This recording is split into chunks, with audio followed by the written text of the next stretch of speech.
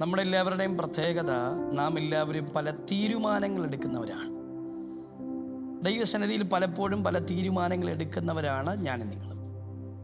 വേദപുസ്തകത്തിൻ്റെ അകത്ത് പഴയ നിയമം നമ്മൾ പഠിച്ചു വരുമ്പോൾ രൂത്തിൻ്റെ പുസ്തകത്തിൽ ഒരു സഹോദരി എടുക്കുന്നൊരു തീരുമാനം നമുക്ക് കാണാൻ പറ്റും.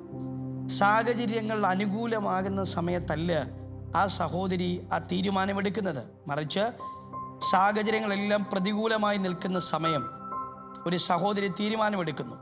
നിന്റെ ദൈവം എൻ്റെ ദൈവം, നീ എവിടെ മരിച്ചടക്കപ്പെടുന്നോ അവിടെ ഞാനും മരിച്ചടക്കപ്പെടും എന്നുള്ള തീരുമാനങ്ങൾ എടുത്തുകൊണ്ട് ഒരു സഹോദരി പതുക്കെ അമ്മായിയമ്മയോട് ചേർന്ന് ബെത്ലഹേമിലേക്ക് നടന്നെടുക്കുകയാണ്. ഈ സമയങ്ങൾ മുഴുവൻ തൻ്റെ സിറ്റുവേഷൻസ് വളരെ പ്രതികൂലമാണ്.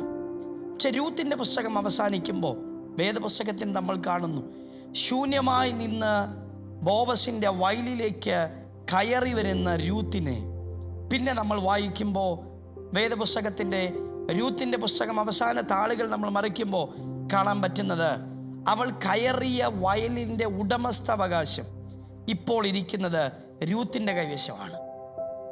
നമ്മളെടുക്കുന്ന പല തീരുമാനങ്ങളും എവിടെയൊക്കെയോ നമുക്ക് ഉറയ്ക്കാൻ പറ്റാത്ത സാഹചര്യങ്ങൾ പലതും ഉണ്ടായിട്ടുണ്ട്. എന്നാൽ ഇന്ന് ഈ ശബ്ദം കേട്ടുകൊണ്ടിരിക്കുന്ന, എന്നെ കണ്ടുകൊണ്ടിരിക്കുന്ന പ്രിയപ്പെട്ടവരോട് ഒരു ദൈവശബ്ദം ഞാൻ കൈമാറാം.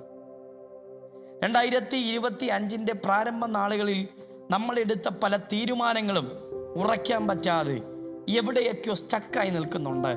പക്ഷേ ഈ സമയം നിങ്ങളെ നോക്കി ആത്മാവിലൊരു ദൈവശബ്ദം കൈമാറുന്നു. അടുത്ത നവംബർ, ഡിസംബർ ഈ 2 മാസങ്ങൾക്കകത്ത് എടുത്ത തീരുമാനത്തിനകത്ത് ഉറയ്ക്കാൻ പറ്റിയാൽ ആ തീരുമാനത്തെ ദൈവം അസാധാരണമായി പ്രവർത്തിക്കാൻ പോകുകയാണ്. അതേ പ്രിയപ്പെട്ടവരെ, നമുക്ക് ഒരുമിച്ച് ദൈവസന്നിധിയിൽ എടുത്ത തീരുമാനത്തിൽ ഉറയ്ക്കാം. കർത്താവ് നിങ്ങളെ അനുഗ്രഹിക്കട്ടെ. ആമേൻ.